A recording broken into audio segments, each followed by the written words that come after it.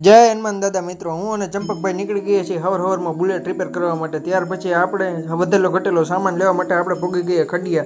ત્યાર પછી આપણા સીએનજી વાળી બાઇકને ભૂખ લાગી હતી એટલે આપણે સીએનજી ભરાવી નાખ્યું। ત્યાર પછી ગિરનારનો કંઈક આવો નજારો જોવા મળે છે। પછી બુલેટનો સામાન દઈને ગેરેજવાળા ભાઈને આપણે ગોઈતમાં ટારા દર્શન કરવા માટે માતાજીના નીકળી ગયા છીએ। ત્યારે કંઈક રસ્તામાં આવો નજારો જોવા મળે છે। ત્યાર પછી આપણે પહોંચી જઈએ રામપરા પહોંચી જઈએ છીએ। ત્યાર પછી આપણે પહોંચી જઈએ છીએ દાત્રાણાની કંઈક આવો નજારો જોવા મળે છે। ત્યાર પછી આપણે ગોધમાનું બોડીઓ દેખાય છે। વળાંક વળતા જ આપને ગોધમાનો ડુંગર દેખાય છે। ત્યાર પછી આપણે પહોંચી જઈએ છીએ ગોધમાના મંદિર પાસે। ત્યાર પછી આપણે સીડીઓ ચડવાનું ચાલુ કરી દઈએ છીએ।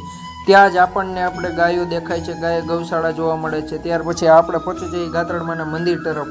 ઉપર ચડીને હું ને ચંપકભાઈ અમે બંને દર્શન કરીને ત્યાર પછી અમે નીચેના મંદિર તરફ દર્શન કરવા ચાલ્યા ગયા। નીચેના મંદિરે અમે દર્શન કરીને ત્યાર પછી અમે ધ્વજ જોવા લાગ્યા। ધ્વજ પછી કંઈક આવો નજારો જોવા મળે છે આપને લોકોને, કંઈક આવો દ્રશ્ય જોવા મળે। ત્યાર પછી અમે જઈએ છીએ દાત્રાણા તરફ, કારણ કે અમારે એમરજન્સી કામ આવેલું છે। એ એમરજન્સી કામ રસ પીવાનું હતું, કારણ પૈસા ચંપકભાઈને આપવાના હતા એટલા માટે। कौन है ये लोग? कहां से आते हैं ये?